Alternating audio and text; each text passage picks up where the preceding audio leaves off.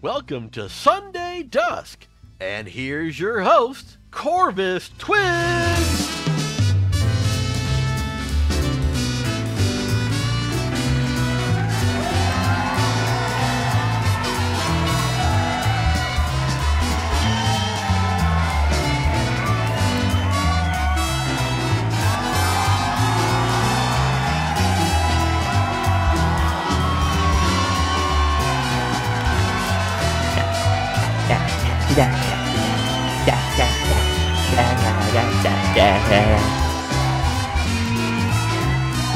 It's Sunday, folks. Thank you so much for the claps. Thank you so much for the cheers. Twig jig? Oh yeah, we're doing twig jig.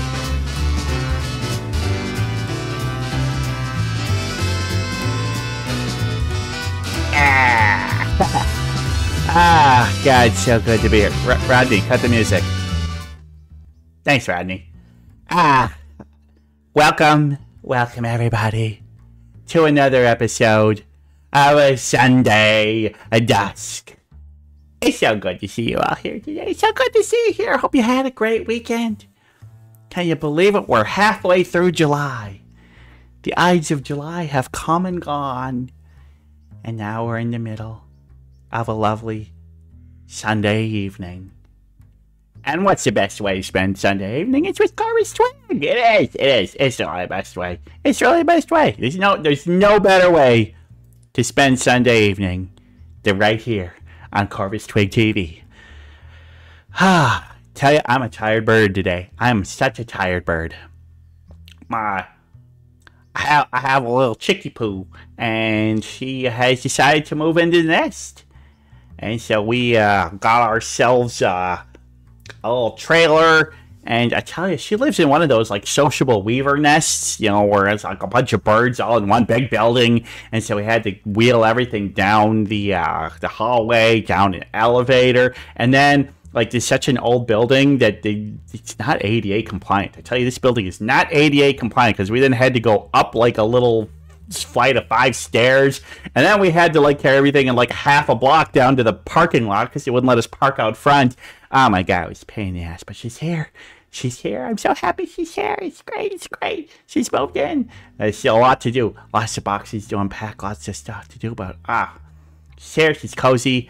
It's tiring weekend, but it's happy weekend. Feeling happy, feeling good. It's wonderful. And I hope y'all had a wonderful weekend too. But yeah, I'm just glad to be sitting here, well, right here on my studio and having a great time. And well, we got a great show for you tonight. We got a great guest tonight. Our bird. We have a bird on, everybody. We're gonna get to him a little bit later.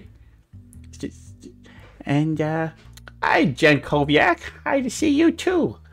Welcome, everybody. Old friends, new friends, anybody who's stopped on in.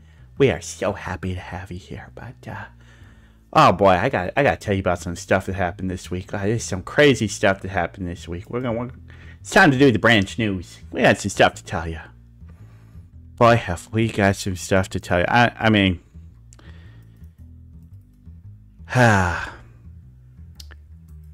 first story is a little creepy.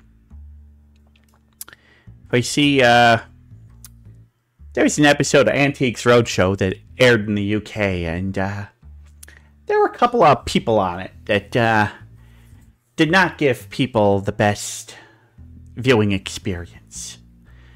Now, these two gentlemen that were there were named Fred and William. And people after the show said that they were having nightmares about Fred and William. People called in and said, you gotta pull that episode. It's too scary. Fred and William are too scary. Well, who are Fred and William? Oh, let me show you. These are Fred and William. These are two ventriloquist dummies. And yeah, they're creepy as fuck. But yes, they got flooded with a whole bunch of mail and calls afterwards saying these two are not right. They did not get much bidding. Not a very high valuation. One of a kind dummies, and God, they just. Yeah, you imagine waking up in the middle of the night, looking over across the room, and one of these guys is sitting on a chair? Oh, it's nightmare fuel, baby. Nightmare fuel. Personally, I kind of like them, though. I mean, I love a good creepy dummy. Creepy doll. Yeah, maybe if they take a... They're not wearing hats, Hasio. Gabbo, Gabbo, Gabbo, yeah. Yes. I guess the Antiques Roadshow needs to vet their guests a little bit more because apparently ventriloquist dummies are just a little bit too scary for the UK public to handle on TV. So thanks to Rob Schmitz of National Public Radio for his story. Viewers were creeped out after the latest Antiques Roadshow episode in the UK. But speaking of horror, we got another story. Starts pretty scary. For you see, this one also comes from the UK. There was a man who was sitting at home. And next door, he kept hearing the sound of a woman screaming. And she sounded like she was in pain. She was in distress. And it was horrible. And so, being the good neighbor, he's like, I'm too scared to intervene myself, but I'm gonna call the authorities. And the authorities were called, and they did the welfare check. They checked it out, see is this woman in distress? Does somebody need to be saved? And they got to the house, and they found Freddy. There's Freddy on the left. Yep. Freddy is a yellow-naped Amazon, and apparently has a call that sounds just like a screaming woman, and was making quite a bit of noise. And yeah, Freddy was being a little bit of an incident there, but luckily the Essex police were able to quickly determine that nope, nobody was in danger here, nobody's in trouble, and it was just a cute little parrot birdie. Yes, thank goodness nobody was in trouble, but come on, Freddy, you gotta keep your chirps a little down. You're scaring the neighbors. Scaring the neighbors. No, the parrot was not living at home. The parrot's owner is a man by the name of Steve Wood. So Steve explained to the police what was going on, and everything was good, and everything was great. Hi, Canifada, good to see you. But yeah, it was just a parrot. So yeah, if you got a parrot that screams like a woman, make sure your neighbors know. Hey, it's just a parrot. Introduce Freddy to the neighbors. Freddy looks like a handsome fella. He's a good bird. He's a good bird, you know. I mean, corvids are obviously my favorite birds, but you know I have a strong love for parrots. Parrots are wonderful. Parrots are like one tier down from corvids. I love them. I love them. I love you, Freddy. You're a good bird. Keep doing what you do. Don't let these humans or pigs get on your yeah. But we got another story, and it's this one comes out of Texas. Not a lot could come out of Texas, but there's been an issue in Texas where there's one block where the United States Postal Service has decided to cease operations temporarily due to a threat. And that threat is a hawk. So, yeah. Neither snow nor rain nor heat nor gloom of night can keep U.S. postal characters from their appointed routes, except in Austin, Texas, where a hawk has been dive-bombing mail carriers, but not just mail carriers, literally anybody. They're pretty sure that this hawk is a female, and that she has a nest nearby, and she's basically doing magpie swooping. Now, magpie swooping ain't nothing to joke about. Several people die every year from magpie swooping, but I mean, a magpie swoop you can deal with. A hawk swoop? Oof, don't want that. Do not want that. That's too scary. Hawks are scary. Hawks kill crows. I don't want hawks. So yeah. The thing is that they're offering, anybody in the neighborhood, they're going to hold their mail in a secure location, not on that street, and say you can come pick up your mail, but for the safety of our carriers, we are not going to be doing home delivery. So people are still able to get their mail, but ain't going to be delivered to their house until this old hawk here decides to stop, attacking people. And I say good. You protect your nest. A lot of threats to a little baby hawk. You don't trust those humans. You do what you gotta do. Good hawk. So, thank you for Stephen Skeep from NPR News. The previous story was also NPR News. And that was mail delivery in Texas neighborhood has suspended by a persistent hawk. Wonderful. Now, this next story might disturb some of you. It might disgust some of you. In fact, if it doesn't disgust some of you, then I don't even want to know. In fact, I'm sure that many of you have already heard about this story. It's one comes from overseas, specifically in Thailand. Or you see, they got fast food restaurants over there, and they have American fast food restaurants, but their menus are different. And in this Thai one, they have made a disturbing menu item. And now I will show it to you. Whoops, that's the wrong button. There it is. Yeah. This is called the real cheeseburger. They call it a burger, but it's no meat. It's just a bun filled with 20 slices of American cheese. No sauce, no meat, no veggies. Just a bun with 20 slices of American cheese. And apparently it costs about $3.10. And yeah, it look, I like cheese. I like just a cheese sandwich too. There's nothing wrong with cheese between two slices of bread, but you know what you do? You get flat bread, you get a couple slices of cheese, like 2 to 4, and you grill that cheese. And you get it nice and melty, and you have yourself a grilled cheese sandwich. This is not a grilled cheese sandwich. This is an abomination. That is just a chunk of cheese. That is just, it's not even good quality cheese. This is too much cheese on one sandwich. Not even melted. Not even toasted. No, it's grilled cheese is good. This is not a grilled cheese. This is wrong. This is upsetting, and I hope that it doesn't last too long, because it's just, it's no joke. This is a real item. This is not a fake viral item. This is real. This is real, and Thailand, I expect better from you. But you know what? Hey, if somebody wants to order this monstrosity and eat it, and they enjoy it, fine. Good on you. But I will stick to making my good old-fashioned grilled cheese sandwich. I like to put in like a little bit of pepper jack and a little bit of cheddar. Mix those up together. Get a nice, good bread. Put a little mayonnaise on it. People say butter. No, not butter. You want to put a little mayonnaise on the outer parts when you do it. It gives it a nice, better crisp to it.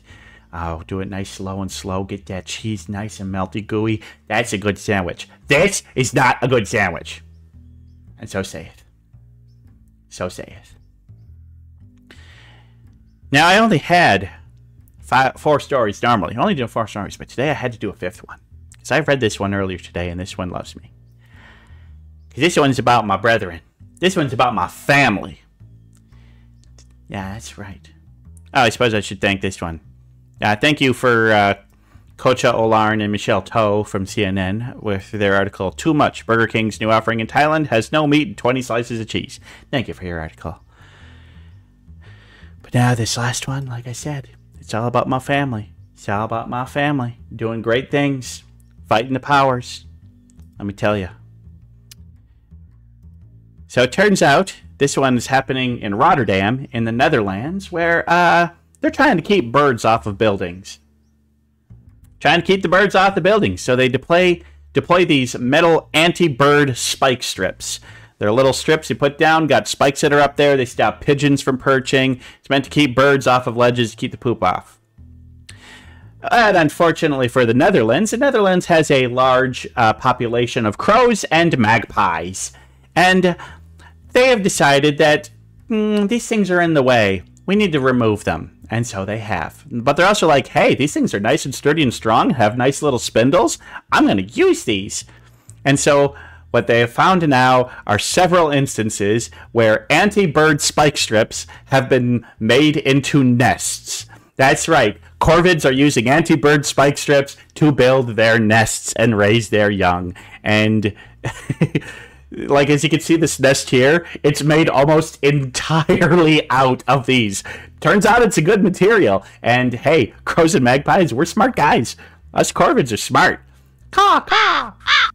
And yeah, give us a good building material. We're going to use it. You build your house with sticks? You build your house with straw? Hell no. We build our nest with metal. Because you can't stop the metal. The metal will live on.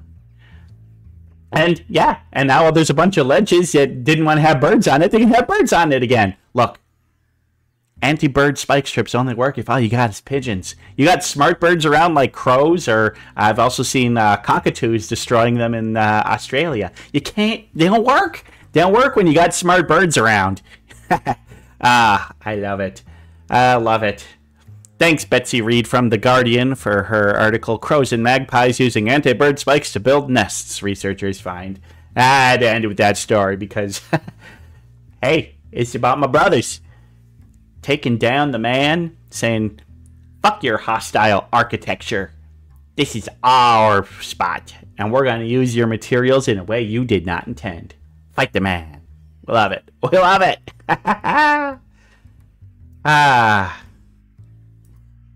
Well, that's it for the branch news. Thanks for listening. I'm just going to pop behind my desk now. So, well, it's Sunday Dusk, and I've got a guest. And my guest today is a fellow bird tuber. Bird tuber! Give you a little bit of what they're about. Let me show you a little video from their channel.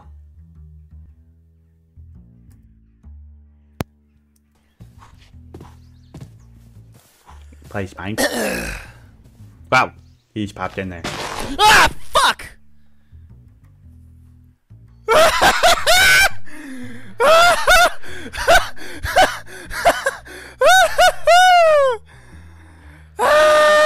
Jesus, I'm dead.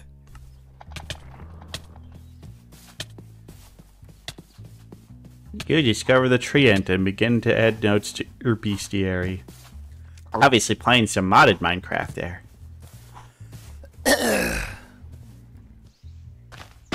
Ah, fuck! Oh, it's restarted. Alright, we're not going to do it. Anyway, so it is my great pleasure to introduce a new friend of mine and a fellow bird tuber. Everybody, give a nice round of applause for Jas0n Finch!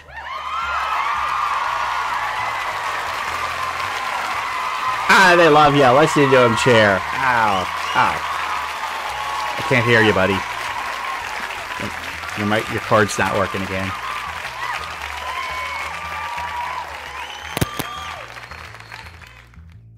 We still can't hear you, buddy.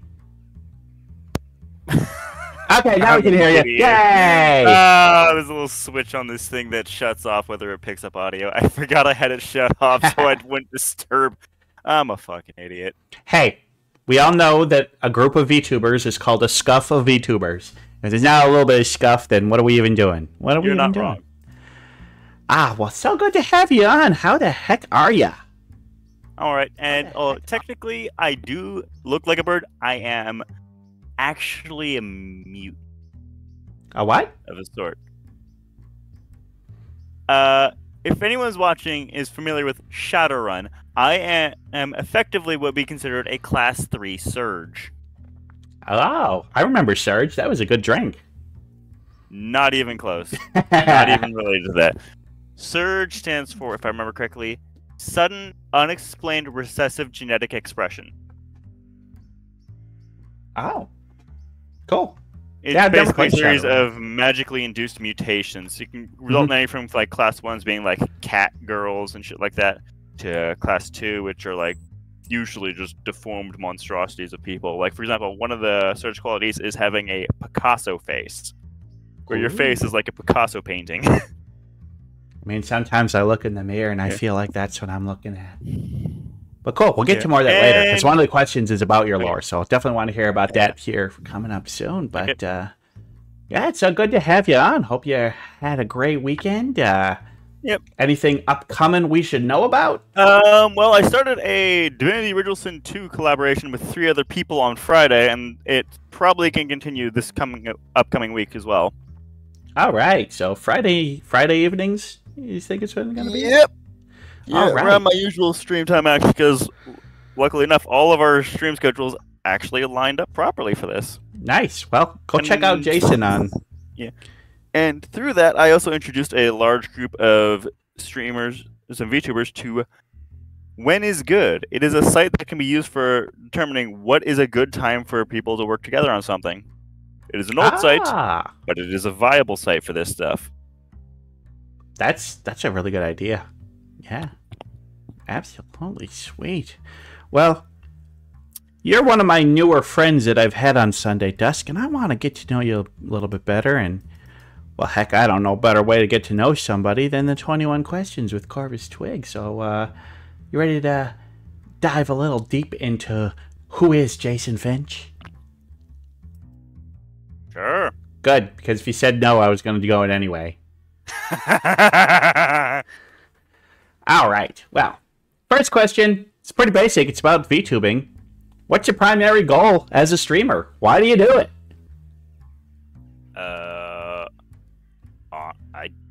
I guess it's just something that I just built into my routine, and I am highly dependent on a fixed routine to maintain mental stability. So that's it. I guess it's just something I do now, and I've been doing for about half a year now. Sweet. So yeah, doing it to set up a nice routine, and just that's a unique answer, but it's a good one, and I really like it. It gives me something to do after work, so I'm not just vegetating on my chair, listening. No, fuck all. That's I think that's something needed. You got to have something productive and something creative to do in your free time rather than just sitting and consuming media. So yeah, VTubing's a great way to do that, and sounds like well, you're hitting your goal, because it seems like you stream pretty consistently. Yeah, although I did take a temporary hiatus, try to reset my average viewer count so I could possibly get affiliate quicker. Because streaming 5 hours a day, pretty much every day a week, with only getting maybe like 1 or 2 people popping up, really hurts that number. Oh, yeah. Well, everybody, go watch Jas0n on Friday. Let's get his average numbers up and get him to that all affiliate, because we want Jas0n up there. Well, probably going to continue that masochism run of Dark Cloud on Tuesday. And what do you mean by masochism run? Are like self-imposed things, or like an extra difficulty most? Or when I do a masochism run of game, I basically do what I can to set the difficulty as high as I possibly can within the constraints of the game. Like, for example, the first one I ever did on Monday was a Touhou game on maximum difficulty, Lunatic, having never played a bullet hell. Oh God. Yeah. Those Touhou games are hard on their own anyway. Yep. I managed to get to the boss of the first area a few times. Hey, brute force it. I like it. Hey. Pretty much, yeah. I mean, that's a good way to improve on something quickly, is set the challenge really high and be persistent, and you'll find yourself improving quickly. It's a good way to... Cloud one, the challenge is that I can only use default weapons and throwables. Throwables are single-use consumables, basically. The default weapons are the weapons each character starts with. They have the lowest caps of the core stats, which would be attack, speed, endurance, and magic. And they cannot evolve into better weapons. However, when they break, they do not disappear. You can repair them. Wow. Sounds So, yeah, hard. They're effectively the worst weapons, and if they break, all the progress you've put into them is gone. Like, I actually did send you a clip of an example of it. It's got a long period of silence in it, but how I react summarizes the thought process pretty well. Yeah, go watch his clips, everybody. Yeah. It's a good way to learn somebody to watch your clips. Well, cool. I like it. I like the self-imposed challenges. All right. If you could do a collab with any streamer, who would it be? And what would you do? Fuck, I don't know. Anybody. I'm bad with names. But Corvus Twig is your answer, and you'd go on his talk show. Probably either Gunfire Reborn, DOS2, which I am actually in a collab thing with. Nice. Uh, I mean, are there any big streamers that you enjoy watching? Honestly, outside of my streaming and work, I don't actually have a lot of time. I mean, that's cool. If you're really not sure who you would do, it's just like, yeah, that's fine. Like, I'll gladly shoot the shit with random other, but I don't know really. Hey, that's an honest answer, and that's what we want. Well, we'll move on to the next no question. Reason to lie. Lying isn't efficient. No, in fact, we have lie detectors strapped up to you, and you will receive a painful electrical shock if you lie. So, just beware of that. Okay, then. All right, well, we were getting onto this a little bit earlier before the 21 questions, but what is your VTuber lore? I mean, he says... I'm just a random motherfucker in the middle of rural Canada whose family has extremely variable luck. Thanks to all the magical, eldritch, arcane bullshit prevalent in the community, naturally, it was gonna fuck with someone. Unfortunately, I was one who luck decided to smash over the head with an ironwood 2x4. Yeah, I mean, isn't that just a Canadian pastime? No. You don't just have 2x4 battles? I swear I've seen that. No, you're probably thinking of hockey, and I don't like that sport. Yes, that's right. It was hockey. Yeah, I personally don't like hockey at all, really. Anyway, yeah. And as a result, I got fucking mutated into this. Let me tell you. Although I look bird, there are certain things that have not been changed. For example, even though I have feathers, I also still have sweat glands. Sweaty bird. Yes, especially seeing as one of the parts of the hospital I work at has basically no AC and is extremely fucking humid with basically zero air circulation. Oh no. Yeah. What are some tips you do to? What are some tricks you do to keep yourself cool? Or do you just not? I just suffer through it. Persistence. I can be very stubborn when I want to be. Well, but yeah, that's cool. I love the whole. That's a neat lore. I like it. There are some good things about the fact that I still have some human things. For example, I can still taste spicy food. I really like spicy food. Me too. Birds can't taste spicy food. It's true. It's true. Birds lack the sensors to react to capsaicin. Yeah. But you know what? My twig gives me the ability to enjoy spicy food. It's part of my lore because I gotta have spicy food. I love it. But yeah, apparently that was that is actually very awkward to do. Sitting down with tail feathers. Oh, don't I know it? So I prefer a good perch. Actually, I could just pull them to the side and just go how I used to. Yeah, do that. Yep. But yeah, that is an interesting thing with birds and capsaicin because it was a way for peppers and birds evolved together. And so, the peppers got spicier, and it kept, things from eating them too quickly. But then the birds would eat them and then disperse the seeds, as it were. And, And then humanity discovered that, ooh, this shit tastes good. And then started breeding shit like the Carolina Reaper and Pepper X. Yeah, I wonder what the Well, spiciest pepper there was before we started selective breeding. I don't know, but that's reminding me of my dad's health spice. Sounds wonderful. I mean, I don't like stuff that's too spicy, but he made that over. He first created the seasoning blend for it about a decade ago, and coated some peanuts with it. I had a friend over at the time after he first made it. They had some of the peanuts. Their mouth started to bleed. That's intense. I've never had any bleeding due to spiciness, but nuts. That's nuts. Oh, that lets you do the. That's like the meanest D's nuts joke ever. Ow! What the fuck was that? That was peanut. Hasio threw a peanut at me. Might have been spicy peanut. Ah. Yeah. People can throw items at me. Yeah, I can do it with push of a button. Yeah. There's nothing. Oh, there's chicken leg. And there's steak. And there's chicken wing. And there's another peanut. Okay. Huh. Yeah. Okay. All right. So, ow! There's a giant Rodney. Rubber chicken. So, what game has the most hours played on your Steam profile? Let me check. It's probably an idler game, to be fair. Hey, idle games count. Kinda. Hours played. Actually, no. Wait, that's installed locally. Never mind. Uncategorized. Fuck yeah, it's an idle game I haven't played in years. Well, other than an idle game, what's next? What's like the game that you've actually played the most, I guess is... And, it doesn't even need to be on Steam. If there's like an MMO you've played a lot or something. Does VR chat count?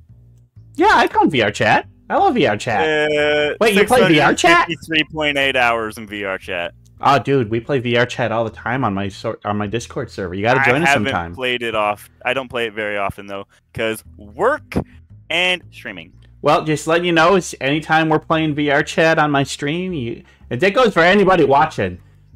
We love to have people in VR chat because, public rooms are hell. But playing with friends, we love it. So just letting you know, you're always welcome to join us in VR chat. I love VR chat.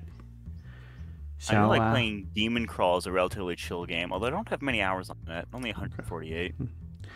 Yes, Bentai shot me down. We found a level that lets you fly around jets, and Bentai shot me down. Oh yeah, the flight sim worlds. Those are fun. Yeah, it's fun. It's fun. Reminds me of my time when I was in the Air Cadets. Oh, nice. Yeah. Never actually flew, but I was on a glider a few times. Oh, fun. Cool. That also reminds me of the time at the fucking Melita curling event here in Manitoba, the squadron I was part of. Mesh, you remember those Doritos roulette chips, yeah? Yeah.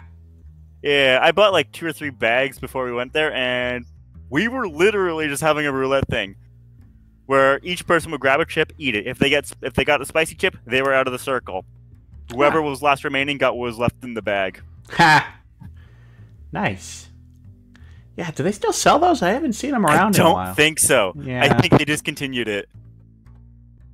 God, I want to go curling. I love curling. Curling is the best sport. It is the winter sport I prefer. Oh, it is basically chess on ice. Yeah, like when the Olympics are on, Winter Olympics. I don't watch the Olympics. But I don't either. But if curling's on, I'm watching that. Well, yeah, if it's on, I'll watch it definitely. If there's hockey on, I'll completely fucking ignore it because I don't like hockey. Just like I also don't like football. Yeah, I basically found that they divided the Olympics into 2 things. Games that are played on slick surfaces that you slide across, and games that are not. Mm-hmm. And then one is the Summer Olympics and one is the Winter Olympics. I should probably clarify. By football, I'm referring to the American football. Yeah! I don't like that sport. Oh. Hey, yeah, to each their own. To each their own. I like darts, billiards, golf, curling, and soccer to a degree. Hey, they're all games. I'm just a big fan of games. Games of personal skill, mostly. See, I think for me, the biggest problem that most people have with sports is they don't necessarily dislike the sport or the game itself. They dislike the culture around it. I legitimately don't like the sports at all. That's fair. That's fair. Football, hockey, I legitimately don't like them. I noticed too the ones that you aggressive. liked, with the exception of soccer, were mostly individual things that you do on your Yeah. own compared to team Yeah. sports. An example of personal skill, a demonstration of personal skill. I think you could argue that teamwork is a skill that needs to be developed. It Yeah. is to a degree. But even then, a sufficiently skilled player in a team-based game can basically carry an entire team. Depends on the sport. Like, an amazing Fair enough. quarterback ain't going anywhere without a good offensive line and a good defense. Whereas, like, LeBron James can take a team to the playoffs, you know?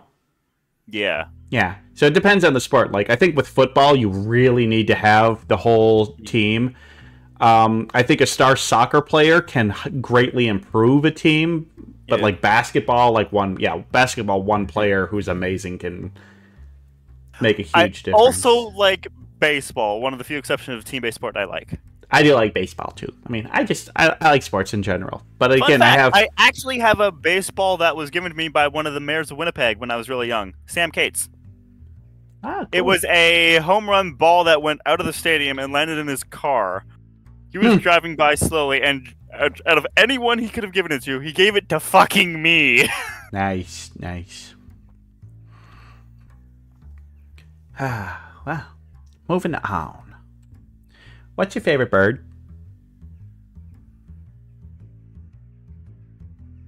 Come on, gotta have a favorite species of bird. It's a bird. You see that bird and you're like, that's a great bird. Honestly, I like robins. Robins, and I assume you mean the American robin. I assume they're the ones that are also in Canada, yeah? Yeah, that's the... Yeah, pretty much, yeah. Like the burnished orange, reddish chest feathers with the gray, yeah. Yeah, I mean, they're pretty great, but yeah, I see them around all the time. They're very nice. Yeah, I'm just gonna bring up the Picture of them, show I a assume. picture of Those things. Okay, so like on the top is your European robin. The bottom's the bottom, the British. the bottoms are American. American robin. The American one, yeah. Yeah, I gotta admit, the ones in Europe are cuter, but the ones in America are cooler. And yeah, they're pretty ubiquitous. I see them a lot when I go on walks and flights and stuff. I see American robin. They're great. They're wonderful birds. And it's a good choice. Oh, have I told you the story of the time a bat crawled in my room a year ago? No, you have not told me that story. Why don't you tell me and all our guests? At my old house, it was this tiny ass fucking house. I think there were a few holes in the foundation. I was in VR chat in the middle of an unholy hour at night, like 2 or 3 in the morning, with my bedroom light on. Keep in mind, my room in that house was about the size of a walk-in closet. Huh. Like, literally half of the floor plan of that room, actually more than half, was taken up by my bed. Luckily, it's on stilts, so I actually can do things under it. That's handy if you got less space, yeah. That's dorm room living, practically. Anyway, while I was doing VR, I heard this very faint squeaking noise. I ignored it for a while. Eventually, it's like, what the fuck is that noise? Lifted up the headset, looked around. Underneath actually, I think I have pictures of it. Moment. I'll DM the pictures of the damn thing to you if I can find it.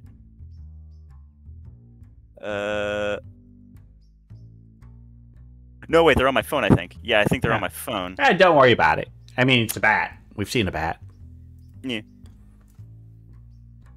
Well, yeah, but it was underneath the footstool in my room, amongst the various mess. I got very confused, so I ended up grabbing my winter gloves. This is while I was still had fully human physiology. Look, I found a picture of the bat. Was this it? Not even fucking close. It wasn't Uski? Okay, never mind. No, it was a literal fucking bat. Oh, it was a little bat. It wasn't Uski. Okay, got it. No, it was an actual fucking, flying rodent bat. Okay. Sorry. So yeah, I gently grabbed it with my winter gloves to make sure it wouldn't possibly bite me or whatever, and tried guiding it out into the main room, which had a plant stand or whatever. Also, my bedroom was literally right next to the front door, and tried opening the front door. When I moved my other hand, it flew off and landed on a curtain. So I had to go get it, and phone's being a laggy son of a bitch.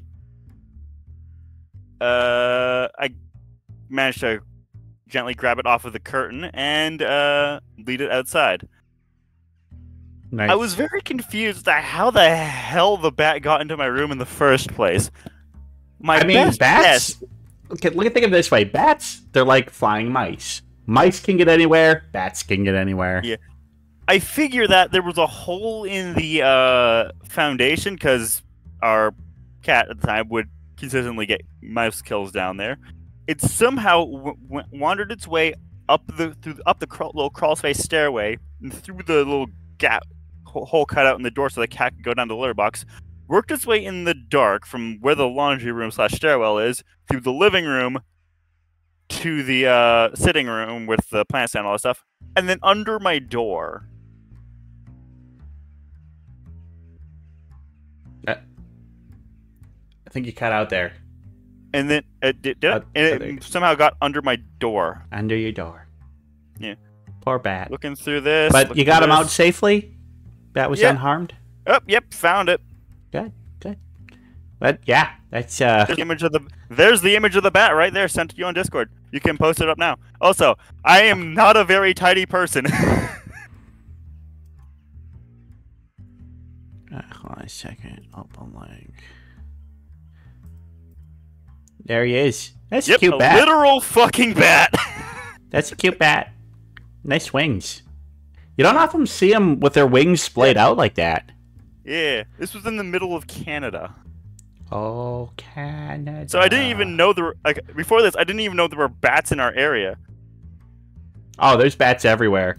Yeah, people don't realize how many places there are bats unless there's famous bat tunnels and caves and stuff. But yeah, I've also got the image of them on the curtain, and also I'm sending an image of an atlas moth I found on the screen door at one point. Oh, we do love moths. Yeah, moths are fuzzy little buggies. I like moths. Yeah, little bat on the curtain. Yes, we love moths. It's a big motherfucker. Big fuzzy boy. I like it. All right, so I asked you what your favorite bird is, and we talked about 2 other flying animals. Great. Yep. Great. Hey, it's good. It's all good. Let's move on to the next one. Okay, so, you say you like baseball. So in baseball, when a batter's walking up to plate at their home stadium, they play a song to pump them up. What would your baseball walk-up music be? I don't think I would have any. There's no song that just gets you pumped up and feeling good? The closest thing to that are... Well, it doesn't seem like it. I do have some mildly, extremely violent thoughts every now and then. Usually accompany those with certain music. That would not suit baseball at all. Oh, okay. Remember, I have an obsession with Jas0n. Okay. Sounds good. Okay. So, not big music guy. Got it. Moving on. I like music, just depends on the situation, basically. Well, what's a location you'd love to visit? Egypt. Oh. To see the pyramids and the tombs and the stuff like that. Historical aspect, and as well as the fact that it's a desert. You like deserts, huh? I hate humidity. Well, yeah, if you like it dry, Egypt's a place to be. Yeah, that's make sure I don't have to deal with the sweat that I get developed, because sweat and feathers. It's like I'm constantly wearing thick clothing, even in the middle of the fucking summer. It is like I am constantly wearing thick clothing. All right, a desert bird. Hey, you can also. You're not a fully bird. I get that. Yep. Yeah, but you can take a little fine particle sand bath. It's when I do ever go down to Arizona with my dad and Serena every now and then. I usually enjoy the time out by his mining claim. Usually just fucking billy goat my way up the small cliffs with just my feet. Now, See, if you want to go to a place that's really dry, but also not hot, I hear Antarctica is lovely. No, It's the driest continent. I like the heat as well. Okay, you like it warm. Interesting thing about that mining claim. There is what might be an amethyst node there. Oh. That's interesting because amethyst is generally not a thing you find in Arizona. Huh. Wow, that's interesting. Yeah. Did not know that. I didn't know that much about geology. I guess I wouldn't have guessed that you wouldn't find it there. But, like guess they I had don't an know actual much like a geological surveyor come out, and they were like, and there was actually made a video of that, and, and they were very surprised when they found that amethyst node. Yeah, some say it is the most purple of all rocks. Some say It was more of a lavender, honestly. lavender's just light purple. Well, you're not wrong there. I'm not wrong. I'm never Personally, wrong. although I just grab large ass random chunks of quartz because for some unknown reason I have an obsession with quartz of all things. I like quarts of booze. Ha ha ha ha. Sorry. Okay, we're moving on. Yeah. Egypt. Okay. Cool. Yeah. I like Egypt. What? What was your best subject in school? Math. Math. Yeah, it doesn't surprise Yes. me from what I've heard so far. Seems like you'd be very good at math. Yeah. I really, really enjoy math. Any particular like subcategory of math that you really like? I'm not just doing math in general. I also enjoyed my accounting class at school as well. Yeah, I mean accounting is a type of math. It's balancing. I always really liked Like my geometry. average grades in the standard math classes was usually in the mid to high 90s.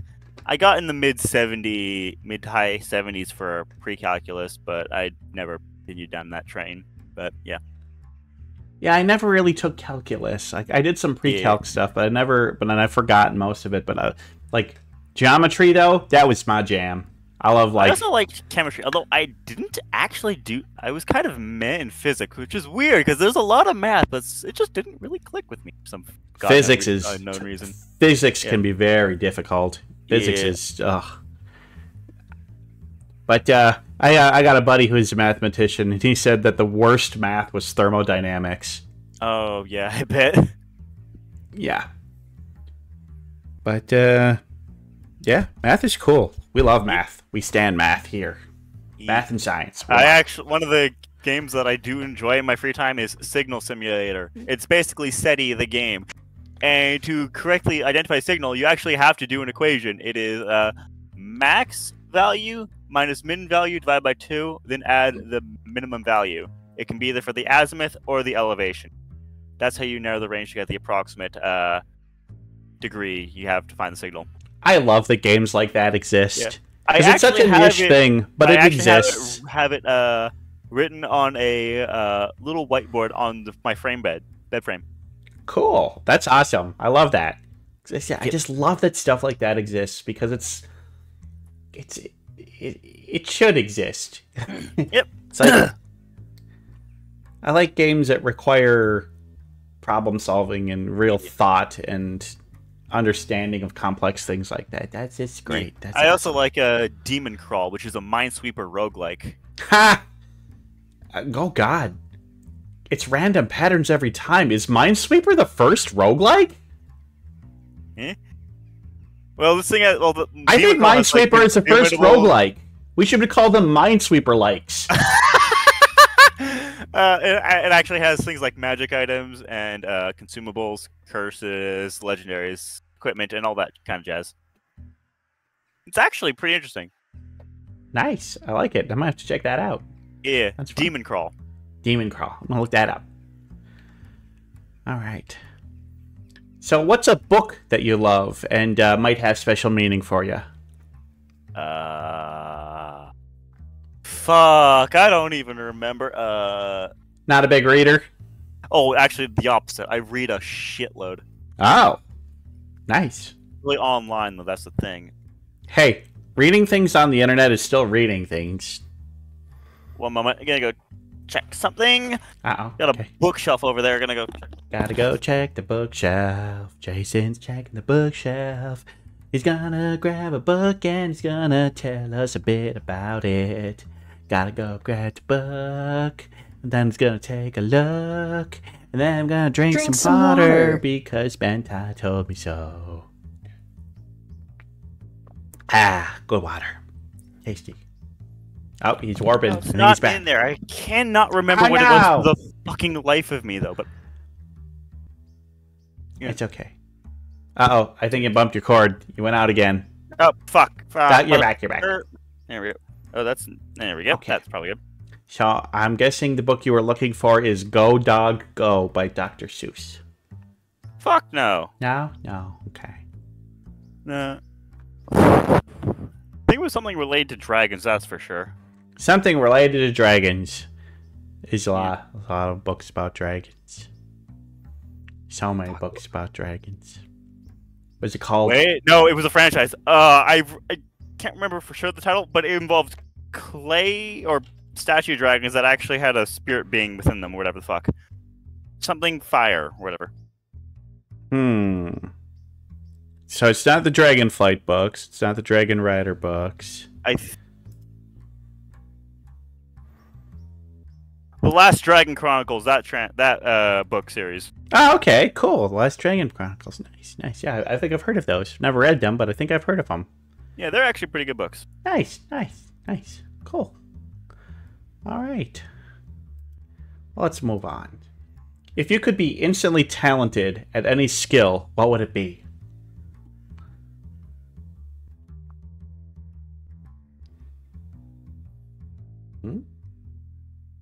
I know, it's a thinker. Bureaucracy. Bureaucracy. That's a unique answer, and I kind of love it. I love it a lot. Because there's so fucking much of it in life. Like, I've fallen into things like taxes, licensing stuff, and all that bullshit. Just all knowing the bureaucratic bullshit. Just knowing how to expertly wade through all the bullshit. Yeah. Take advantage of the systems to your advantage, and yeah, exactly. God, that's a great answer. That would be so useful. It really would. It's like it'd be like if schools taught you how to do shit like file your taxes. Oh my God, the fact that it's just like, hey, here's this complex thing that has to deal with accounting, and everybody has to do it, even if they're not good at numbers. And we know how much you owe, but you have to figure it out on your own. And if you get it wrong, you go to jail. Yeah, that's how it is in the U.S. Yeah. I think it's not. I don't know if it's as bad up here, but I don't fucking know. I get my taxes filed via someone my dad knows. I just send him all of my pay stub information. He sends it off to them, and away we fucking go. There you go. I mean, do it the easy way. Yeah, it helps that my dad is a big shot in a company. That definitely helps. Connections are good. Yeah. It's a construction-related company. He's the head of it for Central and I think Western Canada. Cool. Yeah. Western Canada is best Canada. I don't really care either way. I'm in the fucking prairies. Screw the people in the West. They can't handle temperatures colder than Mars. We can, motherfuckers. Yeah, I keep petitioning our state governor to let Canada annex us. I mean, we're Minnesota. We're practically South Canada anyway. You don't want to do that. You don't want to fucking do that. It can't be any worse than the United States. Yeah, I know. Canada's got its share of issues too. I know. No, our fucking wannabe dictator of a prime minister. I mean, isn't that true for anybody that gets at the level in politics? Sometimes, but there's a very good reason. A common joke about Trudeau is that he's the son of Fidel Castro. Cool. Wow. Yeah. I don't want to get too political on this. Yeah, show, let's swiftly move on. All right, what's the first job you ever had? I think I'm actually still working at being a janitor at my local hospital. Oh, you've been doing that for a long time, huh? A couple of years. I went about 5 or so years without getting a job after I got out of high school. You didn't have a job when you were a student? No, I focused on my education. Ah, that's smart. That's My smart. hell, I had one of my compulsory credits gym class held back so I can stay for an extra year. Graduated with 42 credits. Ah, there you go. Well, Brass working scrubs. as No, janitor. motherfucker, I wear scrubs. I mean, I think janitorial staff's gotta wear. Yeah, it's part of the dress code. Yeah. As well as having socks and runners. Those are a bitch. I bet. As well as nitrile gloves. I can't use the latex or whatever the. No, it's not latex. What is it? Vinyl. I can't use the vinyl gloves because those make my those cause a burning sensation. Oh, don't want that. Yep. No, burning sensations are never good. Yep. We are anti-burning sensation here. Nitrile gloves are interesting to get on. Yeah. I never really even thought about it. Like sterile gloves, how many different materials can you Although make my them fingers are very much thinner and more akin to feathers at this point. Ha! Yeah. Thing is, though, the nitrile gloves, they don't result in any reaction. I think it's purely the vinyl gloves that make that. There's probably something with the vinyl or how the fuck those gloves are made that causes the reaction. I don't know for sure. I am not a chemist. I could not tell ya. I am not either. Yeah. Well, at least you got something you can wear. Fucking janitor. Yeah. Okay. So what's your favorite beverage? And I mean, like, you know, you're sitting down. It's a special occasion, maybe. You can have anything you like. Yeah, it's not necessarily an everyday drink. Is this, to clarify, is this regular or is this specifically alcoholic? It could be either. Anything liquid that you consume out of a glass. It can be alcoholic, non-alcoholic, whatever you want. Could be coffee.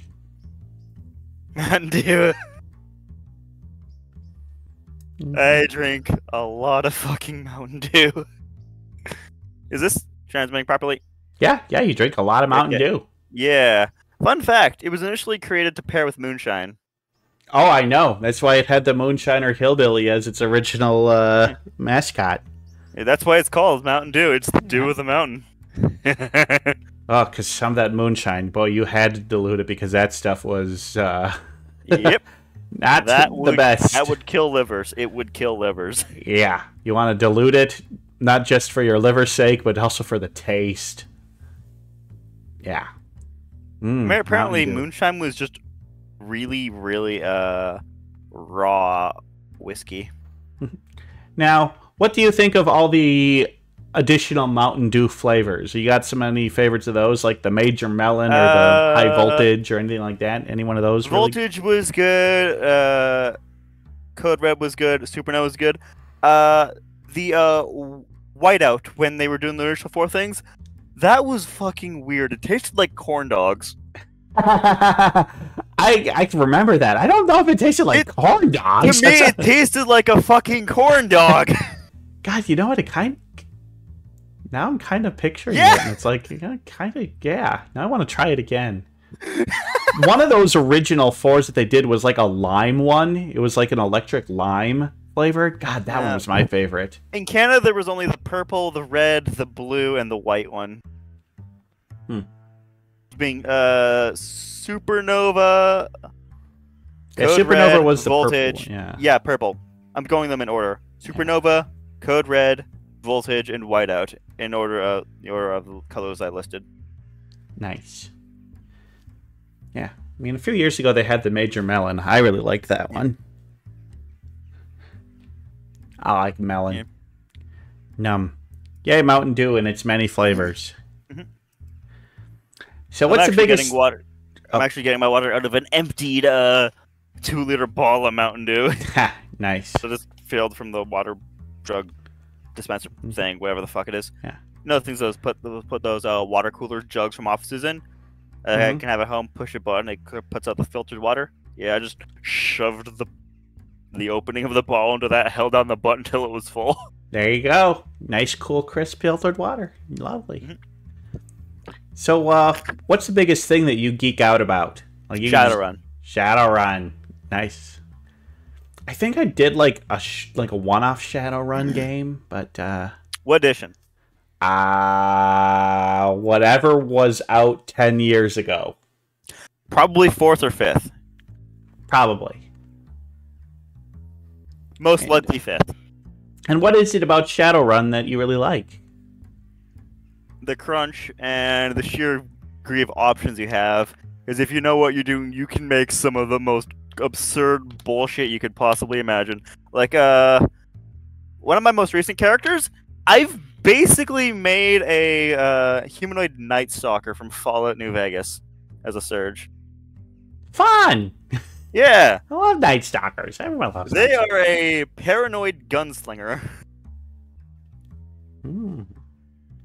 Yeah, that is one of the things I like about that system is you have so many options and like you're not stuck into one path like you are in some other ones. Yeah. My you can first really get character. creative. Yeah. Oh god, my first character. Sigmar Windsinger Elka Hest. A Decker. Private investigator. Blade Runner. No, they were born in Aztlan, which was Mexico. That's the line Adopted from by the in-universe equivalent of me at that fucking age, and raised near Winnipeg. Winnipeg. Eventually, he got a case that brought him down to Seattle, and shit went wild from there. He has Fraser Crane. interesting luck.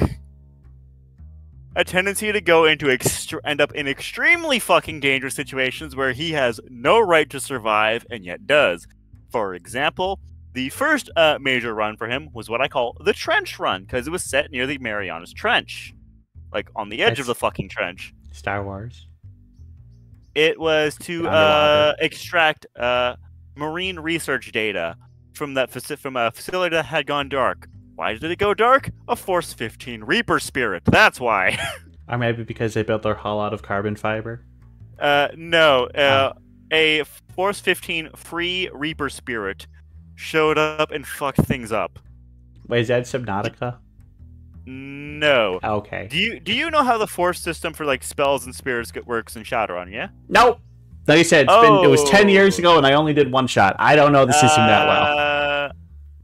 But I'm sure there's people watching who understand it, who's finding what you're saying very fascinating. I think it's neat. If there's anyone who understands how magic works in Shadowrun, they are shitting themselves at the thought of a Force 15 anything. Ah. To put it into context, there was a bunch of corpses in that facility. This fucker had the ability to resurrect them into the spooky zombies. You know, the ones that are extremely fast, extremely strong, and unrelenting? With a single spell, they popped up 30 of those fuckers. And you just cast Fireball. No. Oh. We didn't have anyone who could use Fireball. We did have an Elder God mage, through something they did will come up later in this particular one. Yeah. Eventually, a Satyr Cup Black Ops team showed up with the goal of destroying the facility. Within the first, 10 seconds, all but one of them were torn to shreds by the zombies. And were the zombies okay? The last one managed to make it to where we were. Also, at the time, I burnt an edge to unshackle the local AI, because AI are people, still. They're digital, but they're still people, damn it. In that system, yes. Yep. Said AI eventually went to go with travel on with our transport for the run, a submarine captain named Ahab. Fun fact, on that Living World server, that very same AI eventually became a job provider for some people. Okay. Yeah, so that was fun. And the Reaper Spirit was unbound from that location via one of the Satyr Krupp people, dropping and priming a tactical nuke to destroy the facility. Also, deep in the trench, there was a Kraken. This is where the Elder God Mage comes in, because after he made it to a emergency escape pod to get the fuck out of there, they saw the Kraken, and guess what this motherfucker decided to do? Tickle the Kraken and tell him that he's a good Mind rape it. Oh, okay. That's... So we were stuck between a angry, terrifying Reaper Spirit and a pissed off mind raped Kraken. We should not have survived. Somehow we did. The first story of the shit that he went through that he should have died on. The next was relatively minor and all Kara themed on a circus. He was on the knife wheel. Most of them missed him. One hit him, but it landed into his armor, so he wasn't harmed. That went more or less all right. The next one, what was it? I think it was the Antarctica run. It was to check out a facility and check on some things. It was being sieged by fucking Shadim, which are spirits that or engineer people's deaths and then possess their corpses in order to engineer more deaths to get into a exponential cycle. One of those motherfuckers fell from the ceiling and choke slammed my ass as I was fixing a generator with a techie. Well, all right. I think we've proven sufficiently that you geek out about Shadowrun. There was also the two runs related to Eldritch Horrors. The first one, I helped banish one. They also gave him Metaplanar Fascination. And the second one is where he ended up having to die. Cool. A major spirit tried to turn him into a back door. To prevent that, he had to die, so he got himself decapitated. One of the other party members was a blood mage, apparently, and was able to resurrect him. Cool. I think we should move on. Yeah. All right, Rodney. Oop, that's a chicken. Well, what's your favorite holiday? How do you celebrate? Don't like holidays? I don't. Not that I don't like them. I just don't care for them. The days blend together for me. Okay, then I'm gonna put you down for. They Arbor were a Day. self-sacrificed blood mage. Well, the only tolerable blood mage. I'm going to put you down for Arbor Day on this one. Yay, trees. Moving on. What's your favorite game that's not a... Okay, it's Shadowrun. Okay, it's Shadowrun. We just move on past this one. We're not going to get around to that again.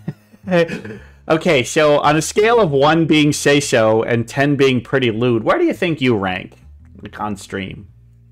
Well, I'm a crass asshole, so I'd say somewhere around 3 or 4. Okay, yeah, because crassness and like edginess is different than lewdness. So I have basically no filter. I give no fucks. Okay. I say what's on my mind. Nice. 3 or 4. Sounds about right. What's the weirdest food you've ever eaten? Corn dog flavored Mountain Dew. Well, that's odd, but would a ketchup sriracha sandwich classify? So it was just ketchup and sriracha sauce between 2 slices of bread? Yep. Yeah, that would definitely qualify. Yes, that. I like making those and eating them. They taste good. Hey, tastes good to you. You eat it. That's tasty to you. I ain't gonna yuck your yum.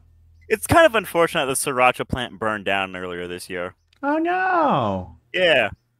And it's all made in one place and made at the same time. So yeah, until that's get rebuilt or relocated, there's not the supply of sriracha in the world is going to be very, very limited. Huh. Guess it's a time for a competitor to come out, but it wouldn't be the same. No, the original roots stuff. No, how they're done is it's from plant to bottle, same day. That's how they process it. Nice. Yeah, it's like somebody could make an imitator, but it wouldn't be the same. Yeah, there are imitators, and it is not the same. Yeah. Ketchup sriracha sandwich. Mm-hmm. So, what's something that you really wish you understood? People. Yeah, ain't that the truth? Especially considering I have both ADHD and high-functioning autism. Yeah. It's, for something that's, trust me, I understand. Yeah, mood, Hasio. Yeah, that's the mood. I feel like that's a very typical thing with us VTubers. And, people, hard to understand, especially for us. People are generally too illogical. Yeah, us neuroatypicals. Yeah, it's, never understand people. But I try, because I like people. Don't. Well, what's the worst scuff or technical malfunction you ever had on stream? I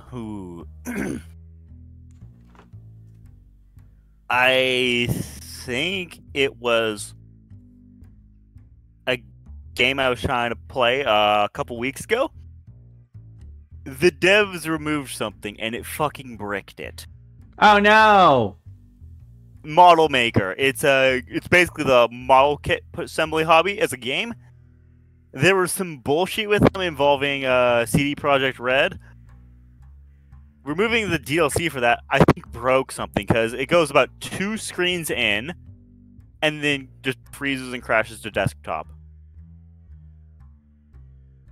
That's not good. They gotta fix that.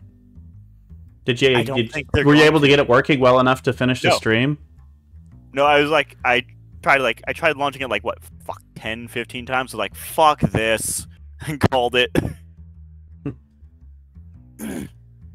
All right. Well, that sucks. Mm. All right.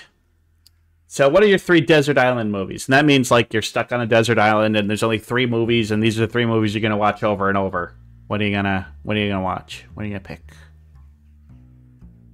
So I guess it's what 3 movies have you watched the most in your life? Does it have to be specifically movies, or can it be some form of video?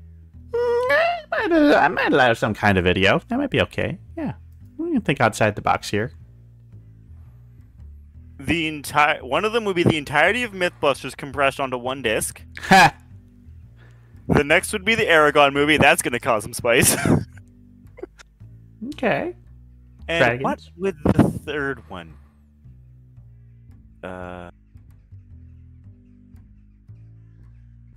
Probably the 2nd Legendary Pictures Godzilla movie. I like Ghidorah. Cool. Hey. Mythbusters. I like Mythbusters. Yes. When in doubt, C4. Yay! Alright, one more question. What advice would you give yourself before the first time you ever streamed?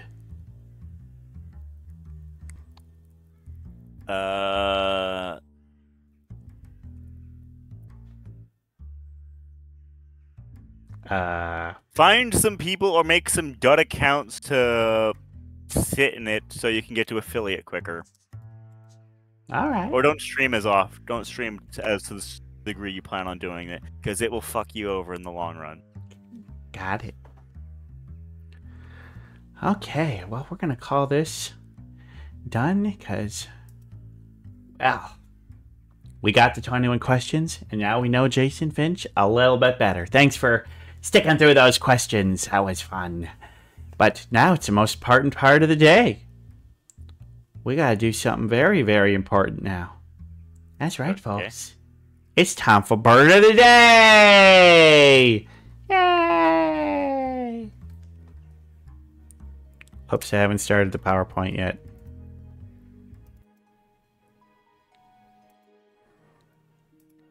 Boom! Oh, you're over there. Here, just let me move. Let me move. I'll just get down here. Yay! Alright, folks. Well, in case you know, we're in a little series right now where we're doing Susie Silky's Wheel of Birds. And so we've done the kakapo, the blue-footed booby, the violet saberwing. Well, I showed the wheel to Jason here and said, hey, which one of these ones that are left would you like? And he said, the scarlet tanager. I like red. I mean, this is a very red bird. If you like red, this is so red. So red. The reddest bird? Maybe not the reddest bird, but pretty darn red. It's, yeah, it's hell, like Bentai said, that's a hella red bird. Oh my gosh. Pretty cute too. Cute little red cutie. Little red cutie. Let's learn a little bit more about them. Well, they're 6.3 to 7.5 inches long with a 9.8 to 11.8 wingspan. So that's going to put them about a little bit bigger than a finch. You know, not quite American robin size, a little smaller than that, but kind of in that ballpark. Yeah.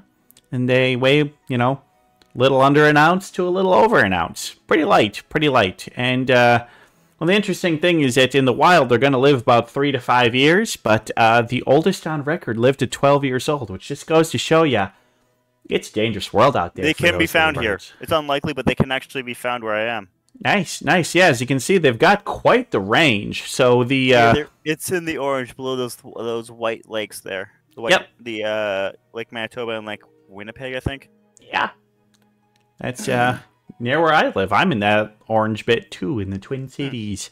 So yeah, the orange bits down there is where you're going to find them in the summertime, and the blue bits is where you're going to find them in the wintertime, and the yellow bits are where you'll find them during migration season. So as you can see, they do quite a bit of migration. I mean, they're going from Canada all the way down to as low as Peru.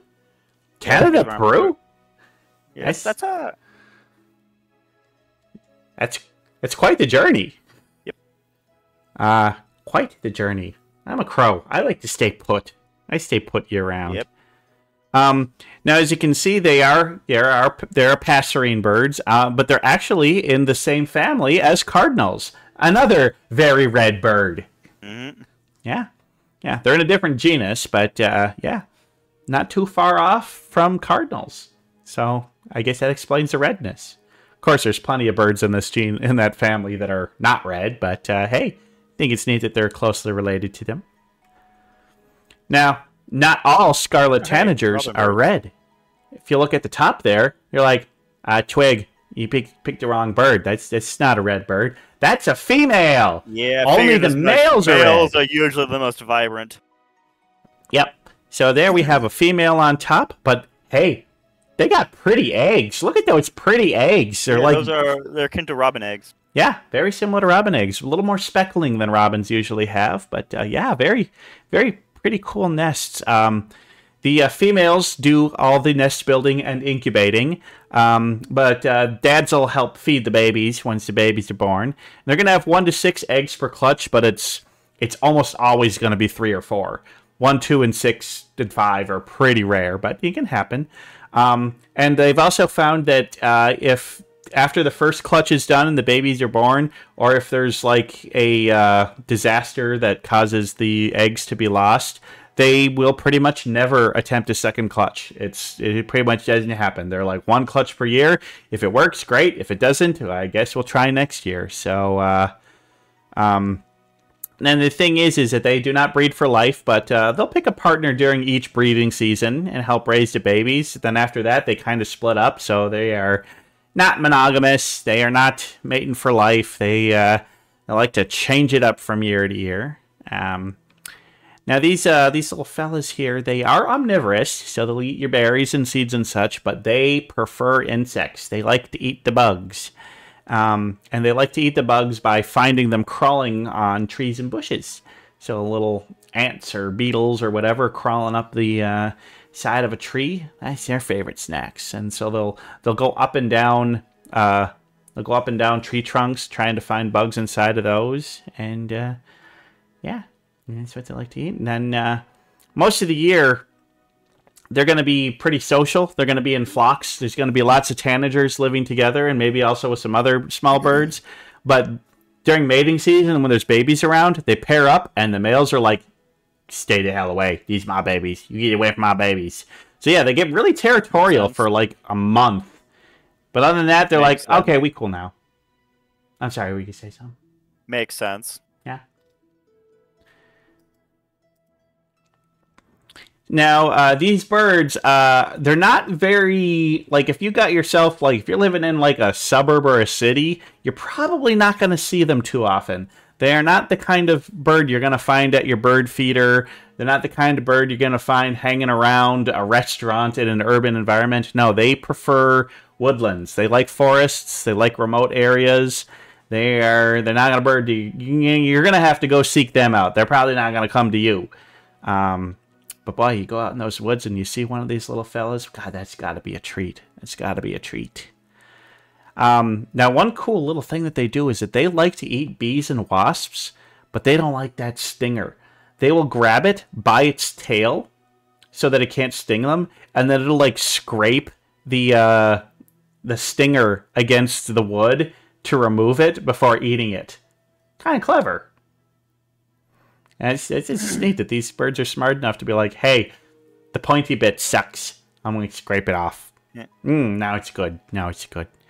And another thing is that usually most species, males do most of the singing, but the females like to sing as well. And I think that's neat. The females have a great, wonderful little song to them, and they'll sing right alongside the males. That's lovely. Now the singing, it's used for a variety of kinds of communication, not just for mating. So, you know, like you said, they're social things. So they use their songs and calls to let others know about food supply and predators abound. Lots of good communication. And then, as I was saying, is that they like to flock up, but they flock up. It's not necessarily with other tanagers. They will pair up, especially during migration and in the wintertime. They're going to join some mixed species flocks. So they might be hanging out with warblers and finches. And it's a great survival tactic. When you got to fly long distances, sticking with other birds is a good way to stay alive. But you know it's not a good way to stay alive? Is if one of your eggs suddenly looks different than the others and is bigger, and then it hatches, and then that bird like steals all the food from the parents and the babies die because it's a cowbird and not a tanager. Yeah, it turns out their nests are very often parasited by cowbirds. Stupid cowbirds. Hate cowbirds. Oh, hey, a photo. Hey, what? In the chat. I think that's a photo. Oh. Hi.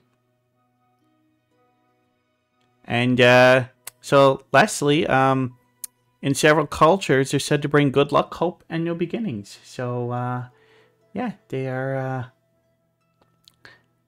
a lucky bird. I think I would have good luck and hope and fortunes if I was walking down the forested path and I saw a wait a minute, flying. I'd be flying through because I'm a crow. That's what I do. I fly through the woods. Yeah, they're pretty birds. So, you know, what are my thoughts? Well, I mean, there's nothing too amazingly special about them. But God, they're just so pretty. Black and red. They're just cool birds. You can't, I mean, I love a cute little red bird. What do you think, Jason? Yep, they're nice. Yep, they're nice. I like red.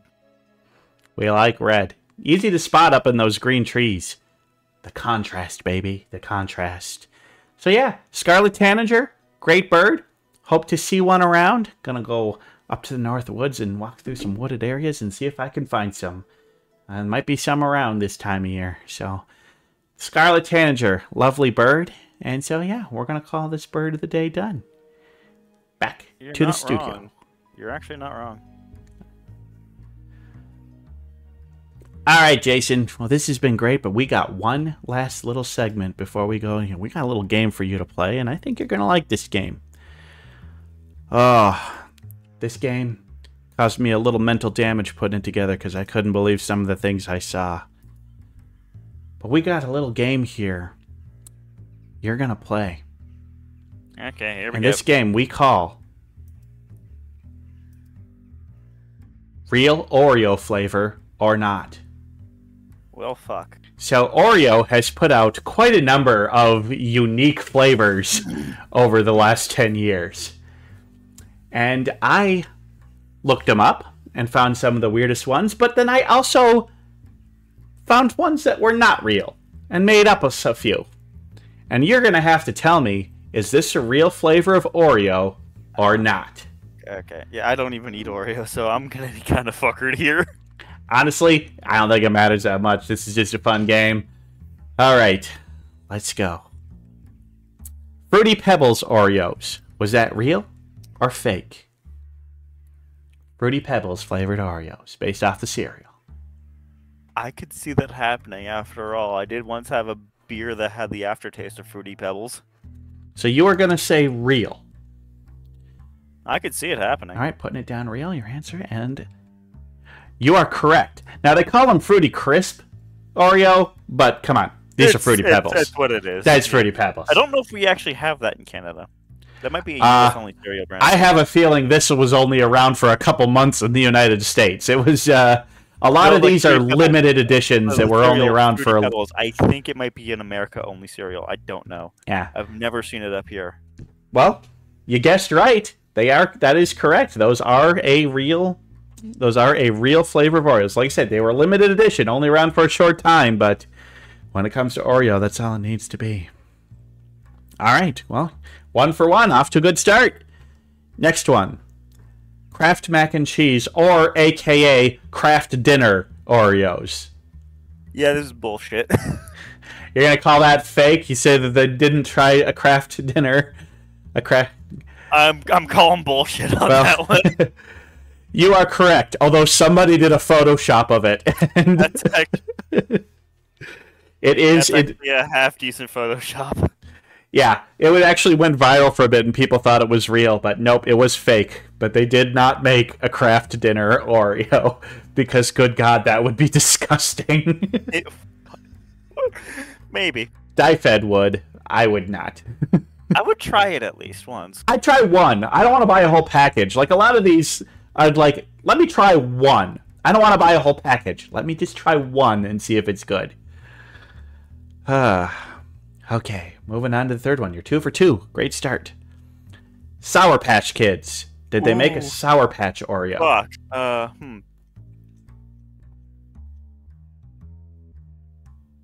I don't think so. I've never heard of them making anything sour for an Oreo. Okay, so Cookies are you're gonna generally say sweet. this is fake. All right, locking in your answer. And you're correct. That was fake. But again, somebody made a mock-up of it. That's a good fucking Photoshop thing. It God really damn. is. But yeah, it's I'm just logicking them out because yeah, there's never really been sour cookies to my knowledge. That's not a thing that's ever really made. So it wouldn't make sense for something like that to exist. But honestly, I'd try it. I like Sour Patch Oh, Kids. I would totally too. Just for like a one-off thing. All right. Well, you're 3 for 3. You're doing great. Doing great. All right. This one's for you. Mountain Dew flavored Oreos. They are owned by the same parent company. That is true. What'd they do with them? Now remember, it could be something that was just a limited run. But I don't want to push it one way or the other. Mountain Dew flavored Oreos. Was it real or was it not? I could see it being real. Real final answer? I could see it being real. All right. Unfortunately, Fair enough. it is fake. They did not do it.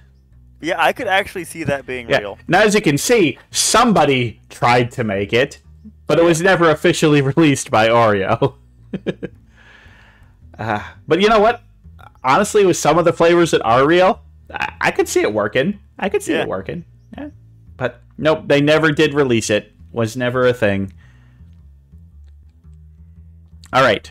Rice Krispie Bar Oreos. Our favorite Rice Krispie treats. Marshmallowy, gooey. Did they ever make that into an Oreo?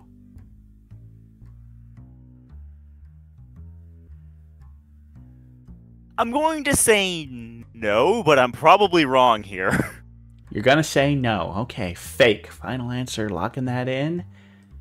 Well, turns out those were real. Yeah, I figured as much. Now, they call them Marshmallow Crispy, but come on. That's Rice Krispie Bars. Come on. Down here. Yeah. Down here. Okay, yeah. Actually, these probably look like they'd be pretty good. Especially, yeah, you got to remember that a lot of these can have the not chocolate. You know, they can use other things than chocolate for the cookie part. So keep that in mind. Like, say, well, that wouldn't be good with chocolate. Well, they may not be using chocolate. Maple Oreos are a thing. Yeah. Maple cookies are a thing. Yeah. Yeah, I saw those. I didn't put it on the list because I thought it'd be too easy. Especially because I am fucking Canadian. Of course that'd be real. All right. Caramel apple. Did they ever make a caramel apple?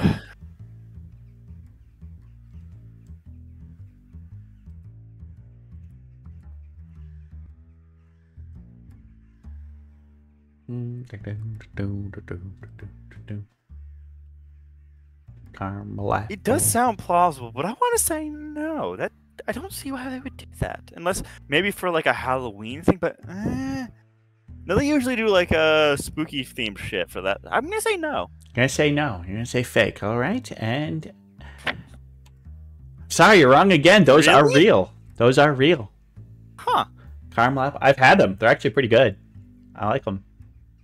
I don't think you can get them anymore, but maybe around Halloween time. But yeah. Yeah, that would make sense. Yeah. Dual filling, yeah. Oh yeah, yeah. There's some of these that have dual fillings. It's interesting. Yeah. Okay. Skittles. Has there been a Skittles Oreo?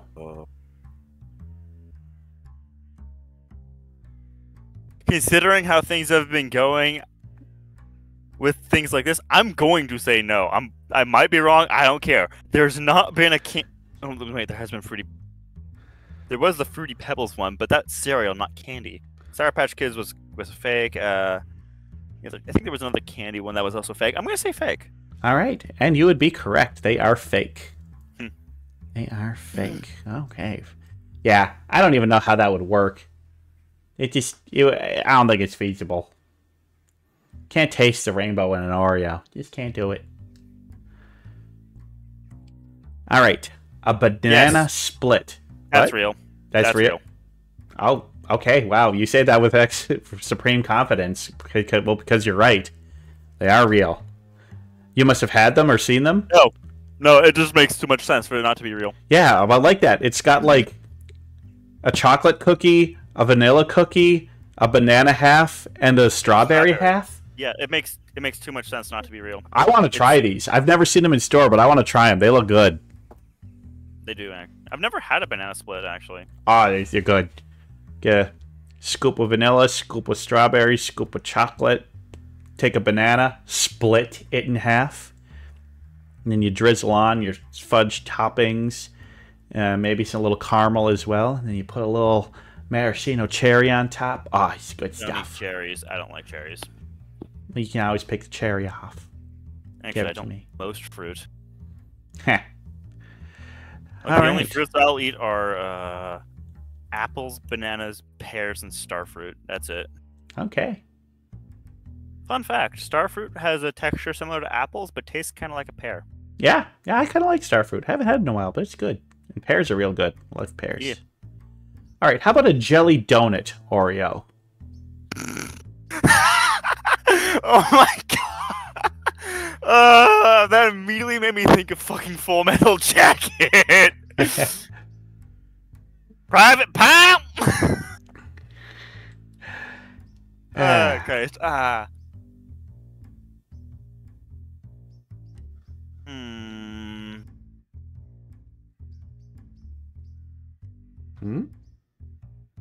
Gonna need No, I couldn't see it. I can't see how they be able to make that work. I'll show you how they make it work. You're wrong. It's real. And they basically have like cake batter, and then there's like, a little splotch of like jelly in the middle. That's clever.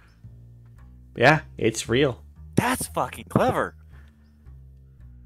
Yeah, kind of want to try it, but I'm Oreos, certain you cannot. Sir. I'm certain you cannot get them anymore. But oh, definitely not. These are pretty much all limited edition. They're probably never being made again. Yep. Level of debauchery Nabisco will not stop to. What about Nestle? They're infinitely worse. They don't have food scientists. They have food mad scientists. Okay. That tracks. All right. Another candy. Swedish Fish Oreos. I'm going to say this is real because it would break the mold. Gonna break the mold with Swedish Fish? Well, good thing you're breaking the mold because you are correct. It would make sense. Swedish Fish Every Oreo. candy one before this has been fake. So you would naturally have the assumption that each one is most likely going to be fake, is how things go. Because that's how minds work. Yep. Logically, though, it would make sense to eventually break the pattern. Yeah, and you figured it out. Yeah, so yeah, Swedish Fish Oreos are real. I've never had them, but I don't know. I could see it. The flavor of it mixing with the chocolate, I think it'd be good. I think it'd be pretty good. I'd give it a try. All right. Tabasco Oreos. Oh, that would be glorious, but I don't think it exists. You're gonna go fake with this one? Yeah, unfortunately. All right. Yeah, it's fake. That would be fucking glorious if it existed, though. Spicy Oreos. I mean, if you did like the sweet and spicy one, I could see that working. You know? Nah, man. Make it happen, Nabisco. Make it happen. Full cook. Okay. Well, actually, not full cook, because my context of full cook is fucking hell spice, so maybe not that far, but a lot of heat. there would probably be a Pop-Tart one. So you're saying strawberry Pop-Tart is a real Probably. Oreo? Okay. Nah, I thought this would be a good one. This is a fake. I made this one up. Really? Nope. I looked it up. I'm like, surely this has to be real, and it wasn't. Yeah, I would think so too. Huh. Interesting. Yeah. Just specifically strawberry or Pop-Tart in general, though? That's the real Well, question. here's the thing. There are Oreo-flavored Pop-Tarts, but not Pop-Tart-flavored Oreos. Huh. Kellogg's won't let it go. That's fair. Well, like I said, there's Oreo-flavored Pop-Tarts, so, I mean, they can go one direction. I don't see they couldn't go the other. But Pop-Tarts doesn't have a set taste, though. That's correct. That's why I specifically said strawberry Pop-Tart, which is their #1 seller, so, you know. I think the Oreo Pop-Tarts are alright. Yeah, they're okay. They're just... Yeah. All right. Watermelon Oreos.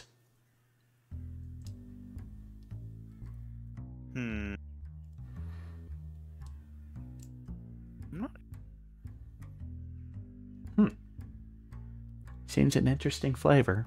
Could they make it work?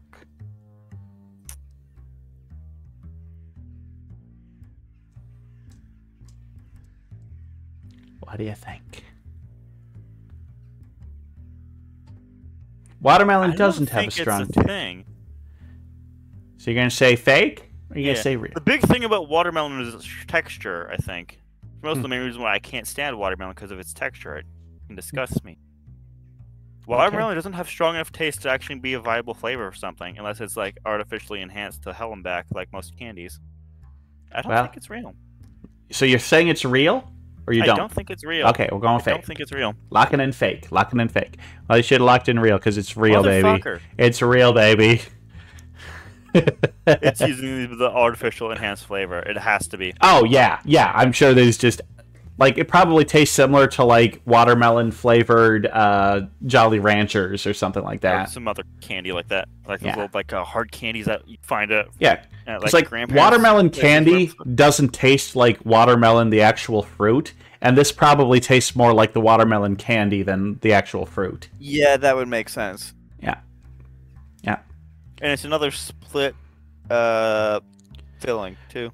Yeah, but I'm sure both halves taste the same because probably I don't think they want rind flavor in it.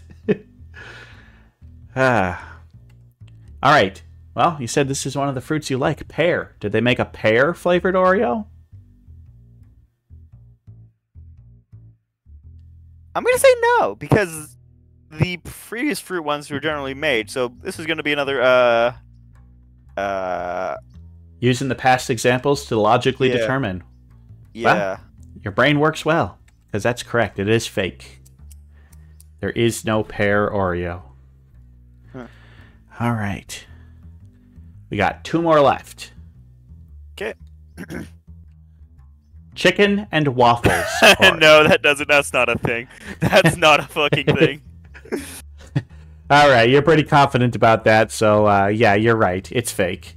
Now, there is a maple syrup flavored Oreos, but they don't have the chicken part of it. No, it's so yeah, you get your pancake and waffle flavored ones, but fucking messy. Oh god. Okay, chicken and waffles when they have it like this, it's like, yeah, it's a sandwich. You're eating this with a fork, buddy. You're eating this with a fork. No, I would not fucking touch that unless I had some other method of preparing it. Like even before the mutations, I hated getting my hands dirty. Even now, it's so much more annoying to clean. Yes, syrup is sticky. It's one of its things it's most famous for is its stickiness. Mm-hmm. All right, final one. Limeade. Limeade Oreos.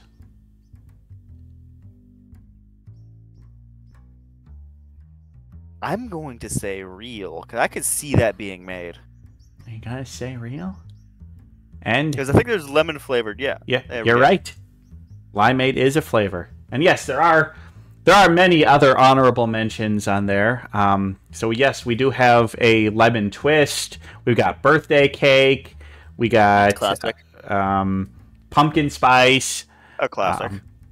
Now, to me, I think the dumbest flavor of Oreos, that I can't believe I've actually seen on the shelf is cookies and cream Oreos. So you're telling me you made an Oreo flavored Oreo? Like, Oreo is already cookies and cream. Oh my Christ! Like, I gotta prove to you this is real. Oh, I fully believe it's real because they can be that fucking tone deaf. Companies can very much be that tone deaf. Yeah, it's just like. Yep. Why? I've seen that before. It's I've seen it Oreos before. flavored Oreo. Why? Why? You did. It's already cookies and cream. You are Oreo. You make other things cookies and cream. That's what you do. You don't need to make yourself Oreo. Tone deaf. All right. Well, we've come to the end of the game. What's the score? You got, out of 16 possible points, you got 10 points. And on a game like this, that's a pretty good score. That's pretty good. Congratulations. Well done. Nice. Well done. Unless you're someone who doesn't really eat Oreos. Or even, barely even leaves the house unless he has to absolutely do so. Well, you did it. Yep. You got your Oreos. So, I guess we're just going to have to call Sunday Dusk done for the evening. We're going to have to find someone to raid on out to. Let's see. I can check my people and give a suggestion. The one that I follow. Well, I got a friend of mine, Dovely, who I haven't raided her in a while. So I think I'm going to send people on over to Dovely. So. Okay. And, but yeah. I am Corvus Twig, and my guest tonight has been Jas0n Finch. Jason, it's been so great having you on. If you got any other things that you'd like to plug right now would be the time. Well, I do have a Twitter, but I rarely fucking post on it. But the Twitter is linked on your Twitch profile, so everybody click that Twitch profile in the description, and do that Friday thing. Go watch him on Friday. That'll be good. So. Yeah.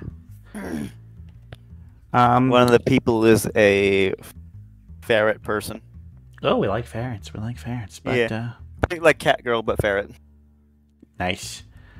All right. Well, we're going to call Sunday Dusk done. And so all of you have yourself a wonderful night. And we will see you next week with Susie Silky. And goodbye.